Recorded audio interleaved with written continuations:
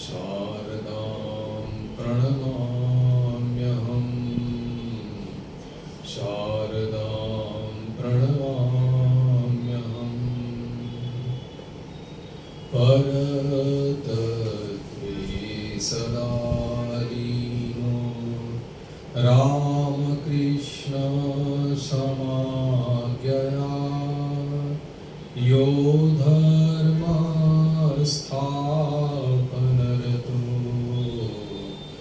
वीरेशं तं नमाम्यहम् वीरेशं तं नमाम्यहम्।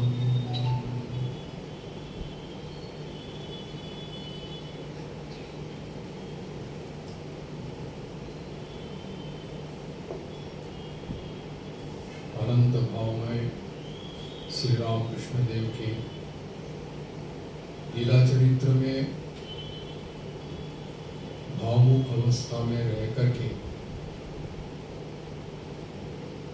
श्री रामकृष्ण देव ने अपने भक्तों के साथ जो लीला की थी उसी का ही दृष्टांत स्वरूप या प्रस्तुति इस अध्याय में ग्रंथकार ने किया है। रथ यात्रा के दिन ठाकुर के साथ में मुलाकात हुई थी। उस समय के विद्वान पंडित शशधर तर्क चूड़ामणि की एक विख्यात पंडित थे, शास्त्रों का अध्ययन उन्होंने किया था, लेकिन श्री रामकृष्ण देव के दिव्य संस्पर्श में आकर के और उनके साथ वार्तालाप करने पर उन्हें इस जगत की नश्वरता का प्रकर्षण बोध हो गया। बातचीत के दौरान में ठाकुर ने उनसे पूछा था कि जब तक स्वयं कोई किसी चीज का स्वाद नहीं लेता तब तक उसके बारे में कोई बोल नहीं सकता, या जब तक हम लोगों को अनुभव नहीं होता या ईश्वर का आदेश जब तक प्राप्त नहीं होता तब तक व्याख्यान आदि से कुछ फायदा नहीं होता, ऐसे शशधर को बताया था। और पूछा कि क्या आपको ऐसा ईश्वरीय आदेश मिला है? इसके उत्तर में श्रीयुत हजरा महाशय जो वहां पर बैठे थे उन्होंने कहा था कि आदेश तो नहीं मिला है, लेकिन कर्तव्य बुद्धि से उपदेश दे रहे हैं, अर्थात व्याख्यान दे रहे हैं। तब ठाकुर ने उनको कहा था कि ऐसे उपदेशों का क्या लाभ जिसमें स्वयं अगर कोई किसी से यानी कि ईश्वर के पास से कोई आदेश न आया हो। उसी के बाद से ही उनको इस जगत की नश्वरता का बोध जो हुआ था और इसीलिए वो वहाँ से यानी कि प्रचार कार्य को त्याग करके वो कामाख्या पीठ चले गए थे तपस्या करने के लिए।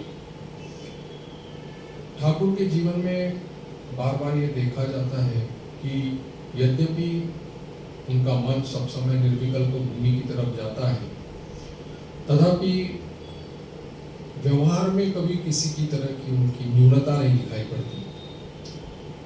साधारण भूमि पर रहते समय सभी आचार व्यवहार आचरण जो रहते थे एक साधारण मनुष्य की तरह ही थे। और इसी का एक दृष्टांत यहाँ पर दिया है कि जो उनके साथ में श्रीयुत योगेन यानी कि स्वामी योगानंद जी महाराज उस समय उपस्थित थे और इनके पास पंडित जी के साथ वार्तालाप करने के बाद में जब ठाकुर बाग बाजार में बलराम बाबू के घर आए थे तब की ये घटना है। स्वामी योगानंद जी महाराज उस समय उनका नाम था योगेंद्र, वो सावर्ण चौधरी इस परंपरा के यानी कि वंश परंपरा के थे।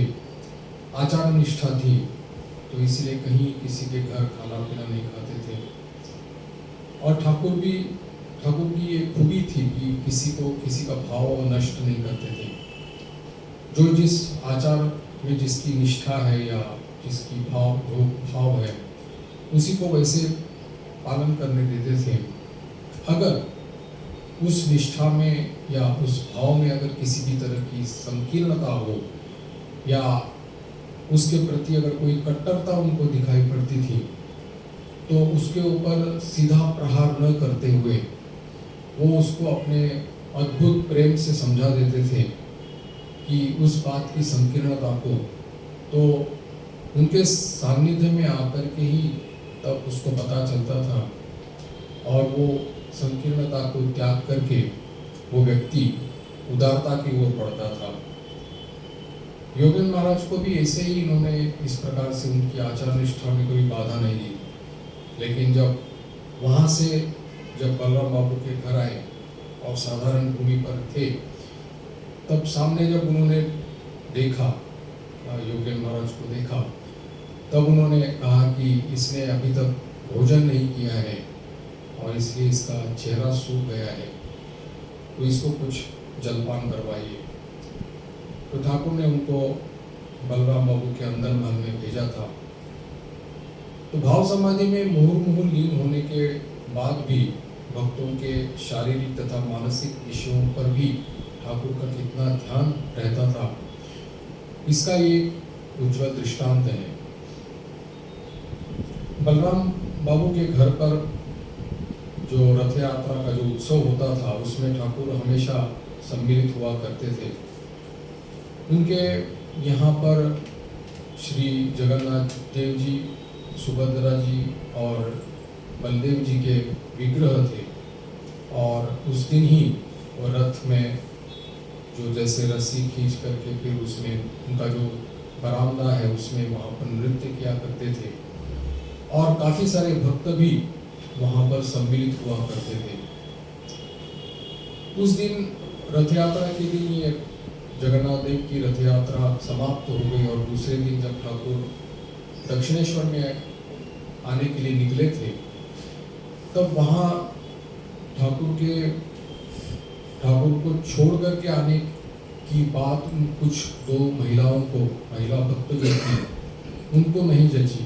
इसीलिए ठाकुर जैसे ही वहाँ से बलराम बाबू के मकान से गंगा जी की तरफ बढ़े और वहाँ पर नौका प्रस्तुत थी, ये भी दोनों महिलाएं बिना किसी यानी कि किसी रोक टोक के किसी ने वो यानी कि उस समय का समाज था जब महिलाएं अकेली निकलती नहीं थी, तब उस समय भी ये दोनों महिलाएं वहाँ पर बेपरवाह होकर के ठाकुर के पीछे पीछे चली आई और वहाँ ठाकुर भी अपने धुन में वहाँ पर सीधा इसके ऊपर चले गए, नौका की तरफ चले गए थे।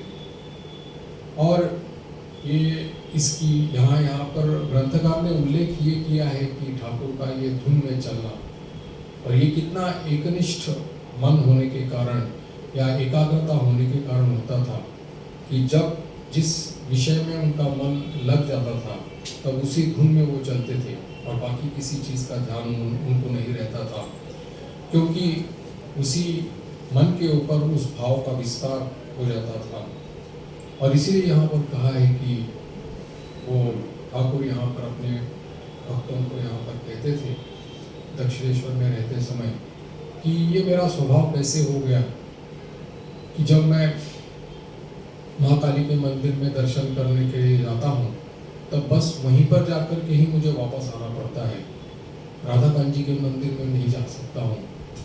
साधारण दृष्टि से अगर देखा जाए तो कोई ऐसी बड़ी बात नहीं थी, क्योंकि ठाकुर के यानी कि जो कमरा था उसके पीछे के दरवाजे से अगर बाहर निकले आंगन में तो हम लोग जानते हैं जो लोग दक्षिणेश्वर गए बाईं तरफ ही राधा कांत जी का मंदिर है, उसके बाद ही तो महाकाली का मंदिर है और दाहिनी तरफ द्वादश शिव मंदिर है। तो बहुत सारे लोग जो सुनते थे ठाकुर की मुँह की बात तो उनको लगता था कि ये कोई ऐसी कोई बड़ी बात नहीं है, अगर मन में आया तो राधा कांत जी के मंदिर में जाकर के दर्शन कर ही सकते थे। लेकिन इसका उत्तर स्वयं ठाकुर दे रहे हैं, बोल रहे हैं कि जब मेरे मन में जो कोई भी संकल्प आता है या इच्छा होती है तब मैं सीधा वही का पालन करता हूँ और दूसरा कोई विषय या और कोई भाव जो रहे वो मेरे मन में कोई स्थान ही नहीं पाता। इसलिए अगर मानो माँ के मंदिर में जाकर के दर्शन करना है तो सीधा माँ के मंदिर में ही जाना पड़ेगा। वहाँ से वापस कमरे में आना पड़ता है और किंचित मात्र विलंब मुझे सहन नहीं होता। जो मन में आया उसको तत्काल मुझे करना पड़ता है। इसका एक उदाहरण भी स्वामी ब्रह्मानंद जी महाराज ने दिया है। एक बार की घटना है कि जब ठाकुर दक्षिणेश्वर ने अपने कमरे में रात को 2 बजे के समय आलू, परवल और सब्जी बनाने के लिए जो मसाला रहता है उसको अलग अलग सजा रहे थे। रात के 2 बजे की समय है। उनका भांजा जो था हृदयराम, अचानक उसने देखा कि ठाकुर वहाँ पर कुछ काम कर रहे थे। उन्होंने आकर के देखा और पूछा, मामा आप क्या कर रहे हैं? तो बोले कि कल की जो तरकारी होगी उसकी तैयारी कर रहा हूँ। इसे आलू, परवल और जो मसाला है उसको अलग अलग रखा हूँ ताकि वो ज़्यादा मसाला डाल करके वो तरकारी को बिगाड़ न दे, क्योंकि उस समय ठाकुर का पेट भी ठीक नहीं था। हृदयराम ने कहा, वो तो कल की बात है तरकारी बनाने की, अभी इस समय इस रात में इतनी आप तैयारी क्या कर रहे हैं? ठाकुर ने उसको उत्तर दिया था कि कल किस भाव में रहूं, किस अवस्था में रहूं मुझे मालूम नहीं, इसलिए अभी से तैयारी करके रख रहा हूं। तो इससे हम लोगों को उनकी एकनिष्ठता और एकाग्र मन और जिस भाव में वो रहेंगे उसी भाव के अनुसार ही उनका चलना, इसकी एक झलक हम लोगों को वहाँ यहाँ पर मिल जाती है। सर्वदा निर्विकल्प भूमि पर आरूढ़ रहने के कारण सभी सृष्टि में एक रस्ता, एक भाव और एक ही तरह का अवलंबन लेकर के चलने की उनकी आदत जो हो गई थी, तो वो उनके पूरे यानी कि स्वभाव में, आचरण में भी और सभी कार्यों में दिखाई पड़ती थी। जैसे खाना खाने बैठते थे तब जो भी उनके यानी कि उनकी थाली में दिया जाता था तो वो अलग अलग उसको खा नहीं सकते थे, इसीलिए उसको सबको एकाकार करके वो खा लेते थे, क्योंकि उसमें भेद दृष्टि उनकी वहाँ पर नहीं थी। जब दैव भाव का आवेश उनमें होता था तब किसी का स्पर्श भी वो सहन नहीं कर पाते थे। कोई कितना भी अच्छा भक्त क्यों न हो, लेकिन उसका स्पर्श वो सहन नहीं कर सकते थे। और इसलिए कहते थे कि भावावेश में अगर मैं रहूँगा तो केवल बाबूराम की तरफ यानी कि स्वामी प्रेमानंद जी महाराज की तरफ निर्देश करके कहते थे कि इसी को ही मैं छू पाऊँगा, बाकी किसी का स्पर्श मैं ग्रहण नहीं कर पाऊँगा, ताकि कोई अगर खिलाए तो भी मैं खाना नहीं खा सकूँगा। इस प्रकार से समझना चाहिए कि जो उनका शुद्धम अपापविद्धम जो देह है, विशुद्ध सत्व, सत्व का भी सत्व जो कह सकते हैं, विशुद्ध सत्व, ऐसे शरीर में किंचित मात्र अशुद्धता का स्पर्श सहन नहीं हो पाता था।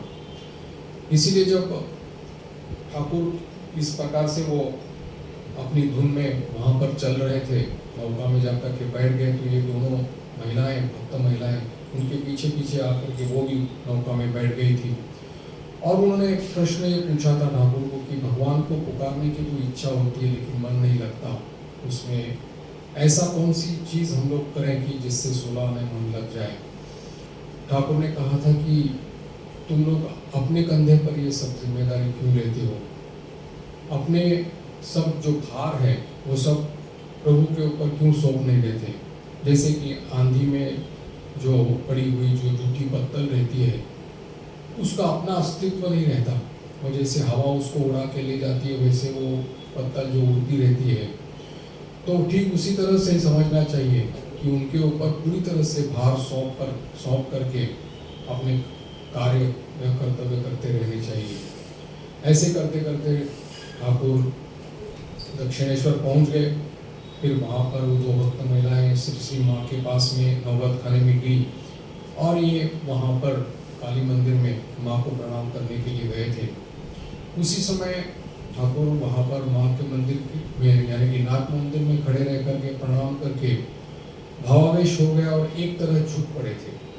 और उसी समय लोगों को लगा जो वहाँ पर खड़े थे भजन गा रहे थे और एक तरफ ऐसा शरीर उनका झुक गया था, तो लगा कि वो गिर जाएंगे वहाँ से। तो इसीलिए जो उनके पास बालक भक्त छोटा नरेंद्र आते थे तो उन्होंने उन ठाकुर को पकड़ने की कोशिश की, यानी कि उनका कंधा पकड़ने की कोशिश की, लेकिन जैसे उन्होंने स्पर्श किया वैसे उनको बहुत ज़्यादा पीड़ा हो गई और ज़ोर से चिल्लाए। अब उनका चिल्लाना सुन करके रामलाल दादा जो वहाँ पर थे वो भी वहाँ पर आ गए। उन्होंने ठाकुर को पकड़ लिया और फिर भगवान का नाम सुना दिया और धीरे धीरे उनका मन स्वाभाविक भूमि पर आ गया। और फिर तब भी भाव की नशा इतनी थी कि मानो उनका पैर लड़खड़ा रहा था और किसी भी तरह से उनको वहाँ पकड़ करके उनके कमरे में लाया गया था। तो ये दर्शनादि जो ठाकुर को होते थे वो भाव में या सीधे आंखों से भी होते थे। जैसे वो कहा करते थे कि जो सर्वाकार कुंडली जो है वो उनको स्पष्ट दिखाई देता था कि वो महावायु ऊपर की तरफ चल रहा है और वो जो सर्वाकार कुंडली जो है वो भी ऊपर की तरफ सहस्रार की तरफ बढ़ रही है। तो वो कहते थे कि तुम लोगों ने सांप को देखा है, अपने भक्तों को कहते थे, ये सांप से मैं परेशान हूँ, ये मुझे नहीं छोड़ता। और इसीलिए वो कह रहे थे कि वो क्योंकि वो कुंडलिनी का दर्शन कर रहे थे और इसीलिए वो प्रार्थना करते थे कि तुम हे देवी तुम हट जाओ, मेरे रास्ते से हट जाओ, मैं साधारण भूमि पर रहना चाहता हूँ। अब इस जिस निर्विकल्प समाधि को प्राप्त करने के लिए मैंने सभी साधक अप्राण चेष्टा करते हैं, प्रयास करते हैं, उस महावायु को वो नीचे यानी कि नीचे की तरफ लाने की कोशिश कर रहे हैं, प्रयास कर रहे हैं, व्यर्थहीन प्रयास जिसको कहते हैं वो कर रहे हैं। तो ठाकुर के शुद्ध मन की हम लोग थोड़ी सी धारणा भी कर सकते हैं। जैसे कि वो यहाँ पर कहा है कि छोटा नरेंद्र ने उनको पकड़ने की कोशिश की थी जिस समय उनको भावावेश हुआ था। तो बाद में पता चल गया कि उनको इतना कष्ट क्यों हो गया या पीड़ा क्यों हो गई, क्योंकि कहा है कि छोटा नरेंद्र के सिर पर कहीं जगह पर फोड़ा हुआ था, तो डॉक्टर ने उसके ऊपर शस्त्र यानी कि उपचार किए थे, शस्त्रोपचार किए थे, तो उसके कारण एक चोट जैसा हो गया था, घाव हो गया था। शास्त्रों में लिखा है कि अगर कोई शरीर ऐसा इस प्रकार से क्षतग्रस्त है या कोई चोट लगी हो या कोई किसी प्रकार का यानी कि घाव हुआ हो, तो ऐसे शरीर से कभी देव पूजा नहीं करनी चाहिए या श्री विग्रह को भी स्पर्श नहीं करना चाहिए। तो आज इसकी सत्यता मानो प्रमाणित हो गई कि ठाकुर के शरीर में जब उस समय वो भावावेश में थे, देव भाव का आवेश ही था, तो उसी समय ही उन्होंने उसको स्पर्श करने की कोशिश की थी। तो उसकी सत्यता ये प्रतिपादित हो गई कि ऐसे समय जिस समय कि उनको वो भाव हुआ था वो स्पर्श नहीं करना चाहिए था। इसका व्यतिक्रम जैसे कि वो जब ठाकुर साधारण भूमि पर थे तब तो स्पर्श करते, तब तो कोई असुविधा नहीं होती थी, पीड़ा नहीं होती थी। लेकिन जब भावावेश होता था और दैव भाव से संपन्न होते थे, देव भाव से, तब उनको कोई इस प्रकार से स्पर्श नहीं कर पाता था। ठाकुर का एक और एक स्वभाव था, वो है बालक स्वभाव था। बालक स्वभाव होने के कारण में उनको यानी कि कहीं किसी भी तरह कहीं जाना है, किसी बड़े व्यक्ति से मिलना है, किसी पंडित के साथ में उनका यानी कि वार्तालाप होना है, तो बालक की तरह वो डरते थे। वैसे वो लगता था कि इनसे क्या बात करें, मैं तो इतना पढ़ा लिखा नहीं हूँ, अनपढ़ हूँ, तो इस पंडित से मैं क्या बात करूँ। हालांकि जब वो अवस्था होती थी तब वो कहते थे लोग हैं ना, कोक है, कोक मतलब कीड़े हैं, ऐसी उनकी अवस्था हो जाती थी, किसी की वो ग्राह्य नहीं करते थे। लोग क्या कहेंगे इसके बारे में उनके मन में कभी किसी भी प्रकार का भाव ही नहीं आता था। लेकिन जब साधारण भूमि पर रहते थे तब बालक स्वभाव थे, तो इस प्रकार का मन उसके भाव उनके मन में आया करता था। और इसीलिए जब पंडित शशधर से पहली बार उनकी जो मुलाकात हो गई थी तब वो बहुत इस प्रकार से बालक की तरह डर गए थे। तब उन्होंने अपने पास में रहने वाले भक्तों को कहा था कि तुम भी उस सभा में उपस्थित रहना, तुम भी उपस्थित रहना, ऐसा करके 4-5 लोगों को उन्होंने बताया था। और जब पंडित जी वहाँ पर आकर के उपस्थित हुए थे तब मानो वो दूसरे इसमें उनका भाव परिवर्तन हो गया, अर्धबाह्य दशा हो गई और फिर वो दूसरे ही मानो व्यक्ति बन गए। और उन्होंने पंडित जी से कहा कि तुम तो पंडित हो, कुछ बात हम लोगों को सुनाओ। शशधर तर्कचूड़ामणि यद्यपि पंडित थे, लेकिन फिर भी नम्रतापूर्वक ठाकुर से उन्होंने कहा कि दर्शन शास्त्र का अध्ययन करने के कारण में मेरा हृदय जो है शुष्क हो गया है, आप ही कुछ बताइए जिससे भक्ति हो जाए, भक्ति रस मुझे प्रदान कीजिएगा। तब ठाकुर ने ये कहा कि मैं क्या कहूँ, ऐसा कह करके उन्होंने पंडित जी को उपदेश देना शुरू कर दिया और निगूढ़ तत्वों की चर्चा करते करते इतने वो उसमें यानी कि लीन हो गए कि ये कहने लगे कि सच्चिदानंद में जब तक मन लीन नहीं होता तब तक या उनको पुकारना या संसार का कार्य करना दोनों ही करना पड़ता है।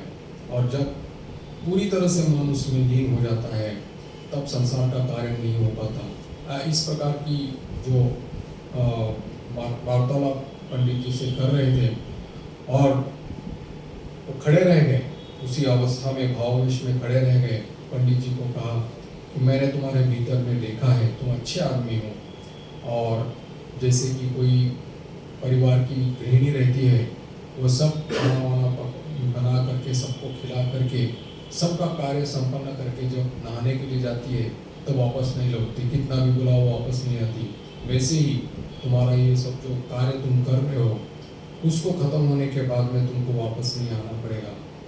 पंडित जी ने ठाकुर के श्री चरणों में प्रणाम करके कहा था कि आपका अगर अनुग्रह होगा तो वैसे ही होगा, और उनके आंखों से आंसू चलने लगे थे। तो इस प्रकार से उनके मन में ये था कि ये किसी से बातचीत करना है, इस प्रकार की बात जब करते थे, लेकिन फिर भी जब समय आता था तब वो दूसरे व्यक्ति बन जाते थे। इसका कारण भी स्वयं बताते हैं कि जैसे कामाख्या के अंचल में जैसे कि वो ये रहता है, वो चीड़ा धान जो रहता है उसको ऊपर से मुसक गिरता है और वो एक एक धान मापते मापते जैसे कहते हैं एक एक राश जो रहती है वो दे देते हैं, ठेल देते हैं उसकी तरफ में। तो वैसे बोलते हैं कि ये जो ज्ञान की राश जो है वो माँ मेरी तरफ ठेल देती है, दे देती है मेरी तरफ से, तो इसलिए ज्ञान का अभाव कभी मेरे भीतर में नहीं होता।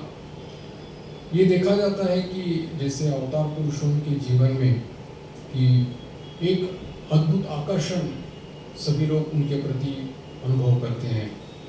अगर वृंदावन लीला की ही बात करें तो देखते हैं कि बिहारी जी ने कैसे अपने मुरली बजा करके बंसी ध्वनि करके सबको एक साथ आकर्षित किया था। पूरे ब्रजवासी को नहीं, पूरे भूमंडल को ही मानो उन्होंने आकर्षित किया था। तो वैसे ही देखा जाता है कि अवतार पुरुषों का जब अवस्थान होता है मनुष्य शरीर में, तब भी उस योग माया की शक्ति से वो सबको आकर्षण करते रहते हैं इच्छा अनुसार, और वो चाहे न चाहे लेकिन उसको आकर के वहाँ आकर के हमारा उपस्थित होना पड़ता है।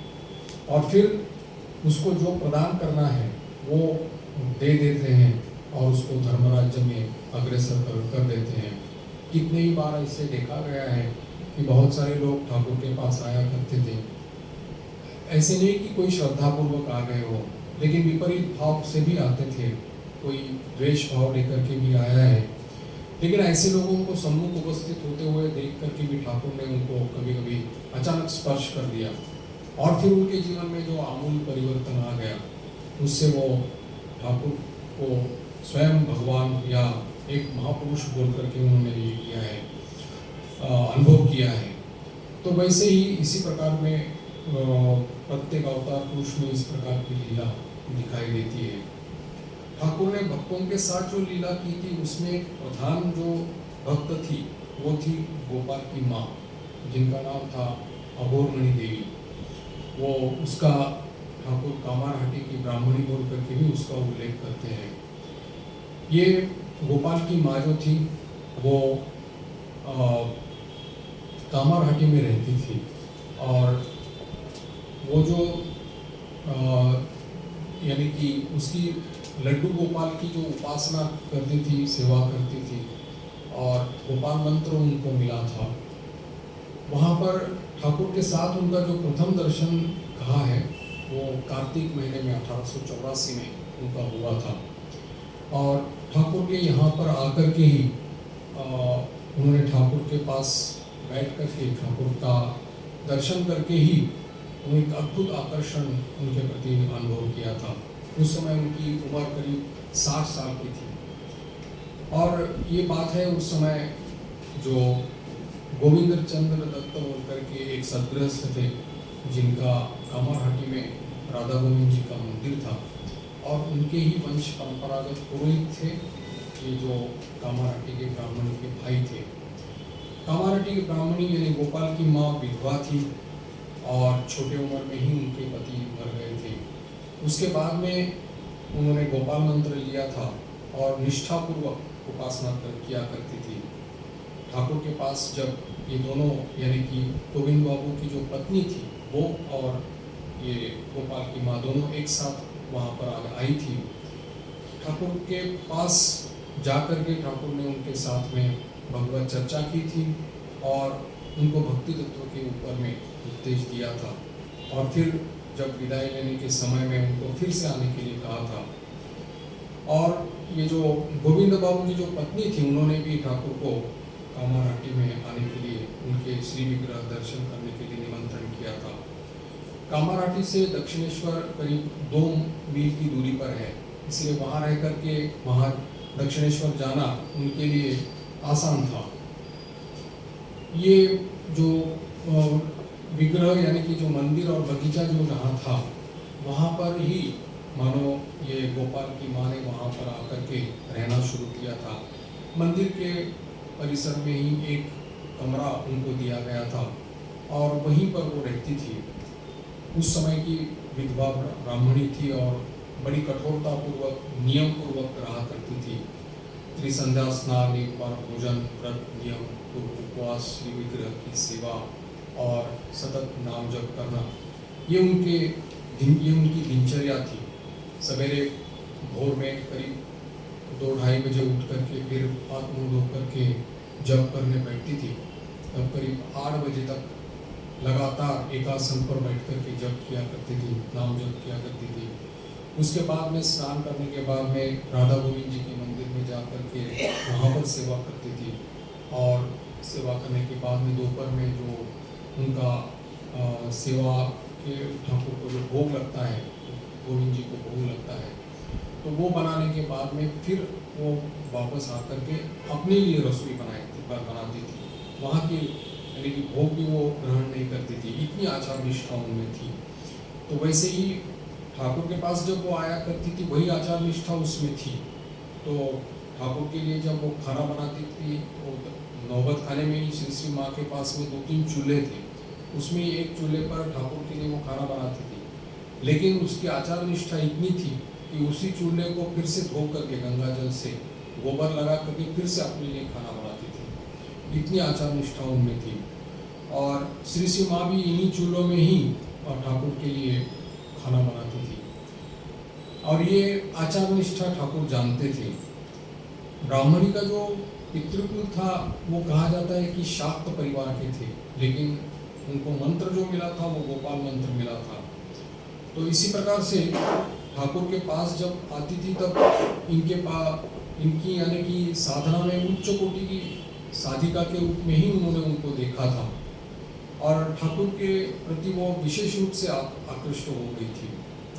और एक बार की घटना है कि जब उनके मन में बहुत तीव्र इच्छा हो गई ठाकुर को दर्शन करने की, तब कुछ 1-2-3 पैसे का संदेश खरीद करके वो सीधे ठाकुर के पास दक्षिणेश्वर में गई थी और ठाकुर ने देखते ही उनको पूछा था कि तुम मेरे लिए क्या लाई हो। अब उनको शर्म आने लगी कि एक साधारण से संदेश खरीद करके वो लाई है तो कैसे दिखाएं, लेकिन ठाकुर ने उनके पास से संदेश लेकर के स्वयं ग्रहण किए थे और उन्होंने कहा भी था कि इतना खरीद करके पैसे दे करके संदेश खरीदने की ज़रूरत नहीं है, लेकिन तुम नारियल के लड्डू बनाया करो और मेरे लिए ले आया करो।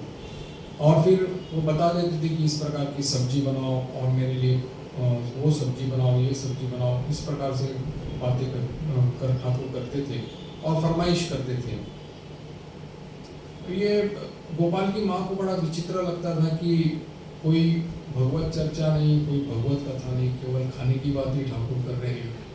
तो वो बोलते थे कि मेरे लिए हर समय इस प्रकार से कि ये खाना बना करके लाओ, वो खाना बना, और वो फिर बोलती थी कि फिर आने की अभी ज़रूरत नहीं है, ऐसा वो मन ही मन सोच करके लेकिन जाती थी वहाँ से। तब उसको अनुभव होता था कि वहाँ से यानी कि उस कमरे से बाहर जाने के लिए उसको बहुत कोशिश करनी पड़ती थी, मानो पीछे से ठाकुर मानो उनको खींच रहे हैं उनकी तरफ इस प्रकार से। और गोपाल की माँ उस समय वो, क्योंकि ठाकुर के प्रति उनका गोपाल भाव था, इसलिए वो मन में जो भी भाव आए लेकिन फिर भी उनके लिए सब्जी तरी तरकारी बनवा करके वो वहाँ पर आया करती थी। और इसी प्रकार से एक बार जब उनका ये जो दिनचर्या थी, एक बार की घटना है कि बताया है कि 3 बजे के समय में जैसे जप करने बैठी थी, तो उसके बाद में जब जप समाप्त हो गया और समाप्त होने के बाद में जप का फल जैसे इष्ट देव में अर्पण किया जाता है और प्राणायाम कर रही थी, उसी समय उन्होंने उसी अपने बंद कमरे में ही बाईं तरफ में ठाकुर को सजीव और स्पष्ट रूप से देखा।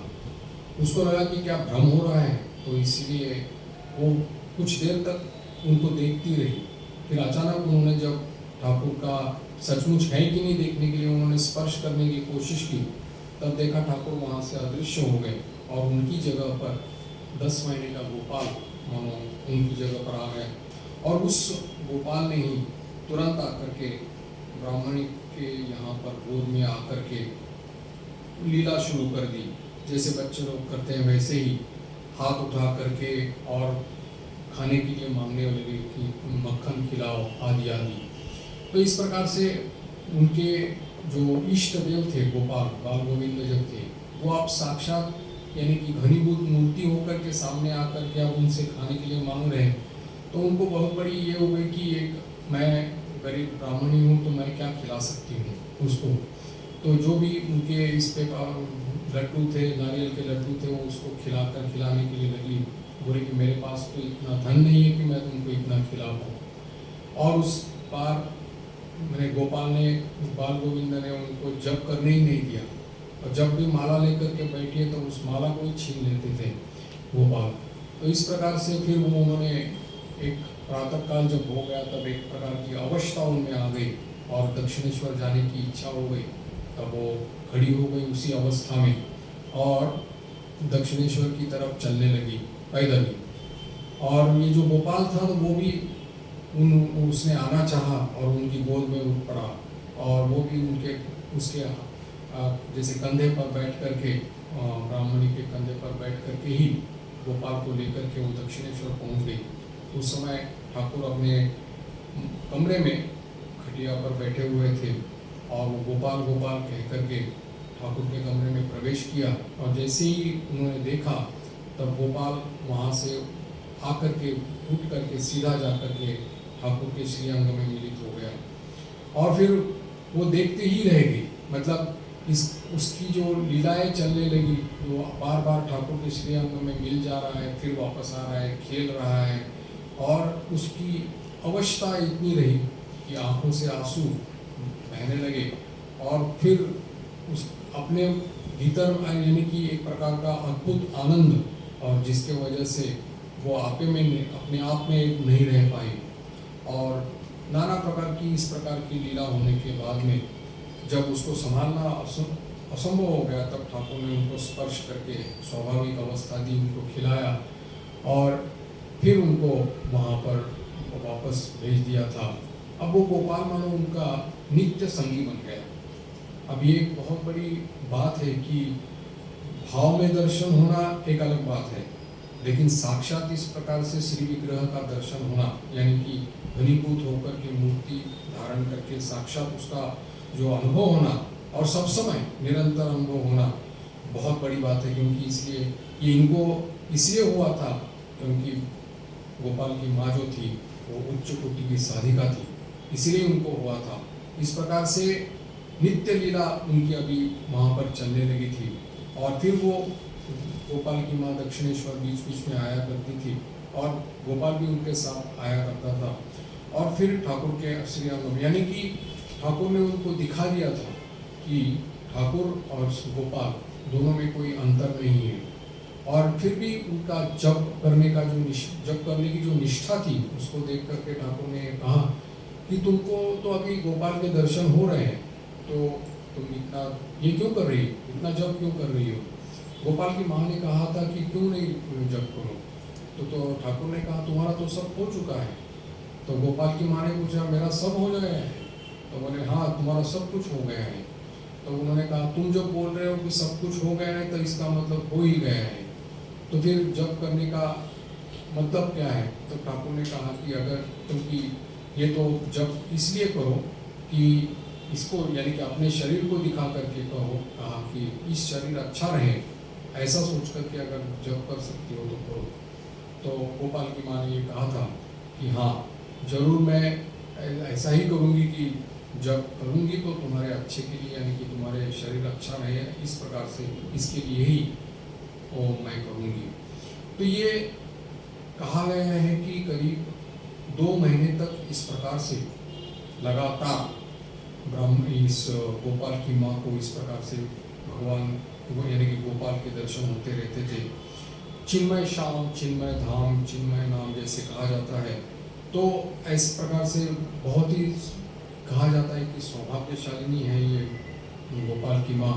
एक तो कहा जाता है कि भाव राज्य में जैसे 5 भाव का वर्णन किया जाता है, उसमें वात्सल्य भाव तो बहुत दुर्लभ कहा गया है, क्योंकि बाकी सब दास्य भाव, शांत भाव तो साधारण सबके प्रति सबके भीतर रहते हैं, लेकिन वात्सल्य भाव में अगर किसी को डूब जाना है और उसका रस लेना है, उस प्रेम रस में अगर किसी को प्राप्त करना है तो ऐश्वर्य बोध नहीं रहना चाहिए। जो ऐश्वर्य बोध यशोदा का नहीं था, गोपाल के प्रति नहीं था, वैसे ही उन गोपाल की माँ का भी इनके प्रति नहीं था, और इसलिए कहा गया है कि इसकी ये सिद्धि यहीं पर हो गई थी।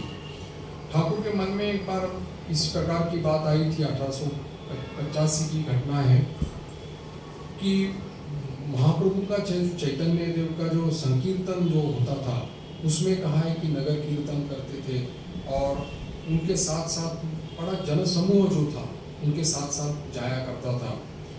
तो उनकी बड़ी इच्छा हो गई कि ये कैसे किस प्रकार से संकीर्तन होता था और महाप्रभु नृत्य करते थे, जन समूह उनके पीछे पीछे जाता था, वो देखने की इच्छा हो गई। तो उन्होंने ठाकुर ने भाव में संकीर्तन का ये दल देखा था महाप्रभु का, और उसमें बहुत सारे लोगों को भी उन्होंने देखा था, जिसमें 2 व्यक्तियों को उन्होंने स्पष्ट रूप से देखा हुआ उनको बाद में याद आया था। इसलिए श्री रामकृष्ण कथामृत में भी इसका उल्लेख आता है और कहा था कि भाव में मैंने ये संकीर्तन मंडली को देखा था, उसमें मैंने बलराम को देखा था और मानो तुमको भी मानो देखा था। ऐसे 2 लोगों को उन्होंने देखा था। बलराम बाबू के पास में यानी कि जब भी कलकत्ते में आते थे तो ज़्यादातर बलराम बाबू के घर ही जाया करते थे, मकान में जाया करते थे।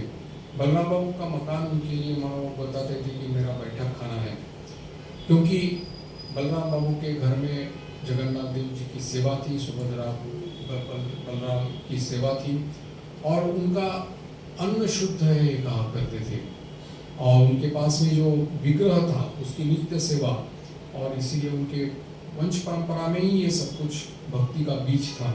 इसलिए ठाकुर कहा करते थे कि इनका अन्न मैं खा सकता हूँ। इनका अन्न के बारे में कहते हैं कि वो अन्न जैसे ही मुंह में चला जाता है वैसे ही वो मैं ग्रहण कर सकता हूँ, इसमें कोई किसी भी प्रकार की हिचकिचाहट नहीं, संकोच नहीं लगता।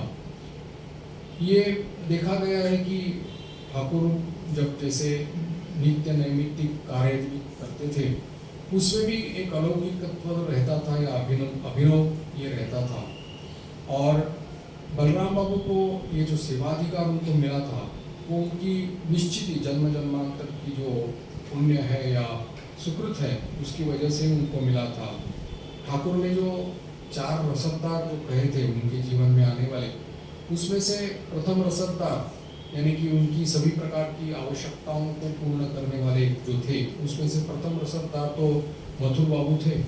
दूसरे रसददार के रूप में जब मथुर बाबू का शरीर चला गया तब शंभुचरण मल्लिक थे, वो भी कुछ दिन तक ठाकुर की उन्होंने सेवा की थी द्वितीय रसददार के रूप में। यद्यपि बलराम बाबू को उन्होंने रसददार के रूप में ठाकुर ने निर्देश नहीं किया है, तो भी उनका जो अवदान है ठाकुर की सेवा में वो किसी भी अंश से, रसददार के किसी भी अंश से न्यून नहीं है। तीसरे रसददार के रूप में उन्होंने सुरेंद्र नाथ मित्र जो थे ठाकुर के शिष्य यानी कि ठाकुर के भक्त थे, वो जो ठाकुर की सभी प्रकार की सेवाओं पर करते थे। बाद में भी उन्होंने बरानगर मठ जब हुआ था तब भी उन्होंने ठाकुर के सभी सन्यासी शिष्यों की सेवा की है। उनको सुरेंद्र या सुरेश मित्र कहा करते थे ठाकुर। तो वो कहते थे कि ये आधे रसददार है, आधे रसददार। लेकिन बलराम बाबू को कभी रसददार बोल करके उन्होंने कभी निर्देश नहीं किया है, और इसीलिए वो कहते थे कि ये सब जो लोग हैं ये सब यहाँ के लोग हैं। यहाँ के मतलब उनसे संबंधित लोग हैं, श्री जगदम्बा के चिन्हित है, जिनको यहाँ पर इस मनुष्य जन्म दे करके यहाँ पर भेजा गया है, कि अवतार की सेवा करने के लिए भेजा गया है। इसलिए यहाँ, क्योंकि ठाकुर अपने आप को कभी मैं मेरा कभी संबोधन नहीं करते थे। वो अपने आप को यहाँ की बात, यहाँ का भाव, यहाँ की चीज़ ऐसे इस प्रकार से कहा करते थे। तब लोग समझ लेते थे कि यहाँ का मतलब उनका स्वयं का। तो इस प्रकार से ये जो सुरेंद्र नाथ मित्र थे, जो जिनका नाम लिया है, वो भी आधे रसददार के रूप में ठाकुर ने कहा है, जिन्होंने ठाकुर के महासमाधि के पहले 6 साल तक करीब उनकी सेवा की थी, और फिर ठाकुर के महासमाधि के पश्चात स्वामी जी के साथ मिल करके उन्होंने वो जो बरानगर मठ हुआ था उसमें भी वो जो जीर्ण मकान जो लिया गया था किराए पर, और सभी लोग वहाँ रहते थे, तो उनकी भी निर्वाह जो है उसके बारे में वो कुछ दिया करते थे। तो वैसे ही यहाँ पर ग्रंथकार ने उल्लेख किया है। तो फिर 4 रसददारों में से फिर ये तो हो गए 2.5 रसददार, तो फिर और कौन? या तो उन्होंने अंदाज किया है कि या हो सकते हैं बलराम बाबू ही आधे रसददार हो सकते हैं, और फिर बेलूर मठ की जमीन खरीदने में जो स्वामी जी की पाश्चात्य शिष्या थी श्रीमती ओली गुल, तो उनका भी उल्लेख यहाँ पर किया है। लेकिन उन्होंने कहा है कि केवल हम लोग कह सकते हैं, लेकिन इसको ठोस रूप से नहीं कह सकते, क्योंकि जो जिसने कहना चाहिए वो तो उस समय यानी कि इस ग्रंथ लिखते समय वो वहाँ पर नहीं थे। तो इस प्रकार से बलराम बाबू के घर में सभी लोग भक्त होने के कारण में ही ठाकुर उनके पास आना पसंद करते थे। कहा जाता है कि बलराम बाबू के घर करीब ठाकुर जो 100 से ज़्यादा बार वो कलकत्ते में आए हैं, मतलब उनके घर में आए हैं, अपने उनको बैठक खाना बोलते थे। और बलराम के सभी लोग जो है बलराम बाबू के, वो एक सूर में बांधे हुए हैं, ऐसा कहा करते थे, क्योंकि जगन्नाथ जी की सेवा थी। अब इस बार भी ठाकुर मानो पुनर्यात्रा के समय में वहाँ पर आए थे, जैसे जगन्नाथ देव जी की पुनर्यात्रा होती है उसमें वो वहाँ पर 2 दिन रह करके फिर से 3 दिन तीसरे दिन वो वापस गए थे। अब जब वापस जाने लगे तब यहाँ पर गोपाल की माँ भी यहाँ पर उस समय आकर के उपस्थित हुई थी, और इन लोगों के सामने, भक्तों के सामने में गोपाल की माँ की जो भक्ति है या जिस प्रकार के उनको दर्शन होते हैं गोपाल के, इसकी उच्च प्रशंसा की थी ठाकुर ने उन लोगों के सामने। बोला कि इस प्रकार के दर्शन बहुत ही कम लोगों को होते हैं और वो उसको हो रहे हैं। इसकी अब ठाकुर के मुंह से उच्च प्रशंसा सुनने के बाद में ही उन्होंने कहा कि उसको बुला ले। तो बलराम जी ने व्यवस्था की किसी को भेजने की, और कामानाटी से गोपाल की माँ को वहाँ पर बुलवा लिया। और जैसे ही गोपाल की माँ वहाँ पर आ गई तब ठाकुर के यानी कि श्री अंग में मानो परिवर्तन हो गया। जैसे कि लड्डू गोपाल जैसा रहता है, ठीक उसी प्रकार की मुद्रा उनकी हो गई उसको अपनी गोपाल की माँ को देख करके, और उस प्रकार का ही उनका भाव रहने लगा। मानो उस चितवन से मानो अपनी माँ की तरफ देख रहे हैं और कुछ खाने के लिए मांग रहे हैं। ये परिवर्तन देखने के बाद में भक्त लोगों में भी बहुत बड़ी हलचल मची कि इस प्रकार से कितनी भक्ति है कि जिस भक्ति के कारण प्रभु भी उस प्रकार से वो अपने उनके शरीर में परिवर्तन मानो आ गया हो। देखा जाता है कि ठाकुर का यानी कि कोई भी आचरण हो या किसी भी प्रकार का व्यवहार हो या उनके द्वारा किए गए कार्य हो या अंगभंगी हो, तो वो सब समय मधुरी प्रतीत होती थी। जैसे हम लोग देखते हैं कि छोटे बच्चे रहते हैं, शिशु रहते हैं, बालक रहते हैं, वो जब नृत्य करते हैं तो सबको रुचिकर लगता है, प्रिय लगता है, आनंद भी लेते हैं, आनंद उपभोग करते हैं। लेकिन अगर कोई बुजुर्ग व्यक्ति अगर इस प्रकार से बालकवत लीला करने लगे तो उपहास का पात्र हो जाता है। लेकिन ठाकुर क्योंकि जब ये उनकी अवस्था आयु थी 49 वर्ष की ठाकुर की अवस्था थी, उसी अवस्था में वो इस प्रकार के अंग यानी कि उनकी अंगभंगी ऐसी हो जाती थी या वो नृत्य करते समय बालकवत इस प्रकार का यानी कि नृत्य करना, तो उसमें किसी भी प्रकार का ये नहीं लगता था कि ये इतने उम्र की व्यक्ति है और इस प्रकार की अंगभंगी कर रही है। लेकिन सब प्रकार के नृत्यों के जो अंग रहते हैं तो उसमें उनकी मधुरता दिखाई पड़ती थी और मिठास थी उसमें, और ये व्यतिक्रम उनके बारे में दिखाई दे रहा था। एक जैसे मतलब जैसे एक देव शिशु रहता है, तो देव शिशु जिस प्रकार से अलग अलग प्रकार की नृत्य भंगी करता है, मनोहर नृत्य करता है और उसको देख करके पूरी सृष्टि मानो आनंद में मग्न हो जाती है, वैसे ही ठाकुर का ये बालकवत नृत्य होता था। इसमें किसी भी प्रकार का मतलब भाव ये नहीं था कि वो इतने 49 वर्ष की उनकी आयु है, किसी को भी नहीं लगता था।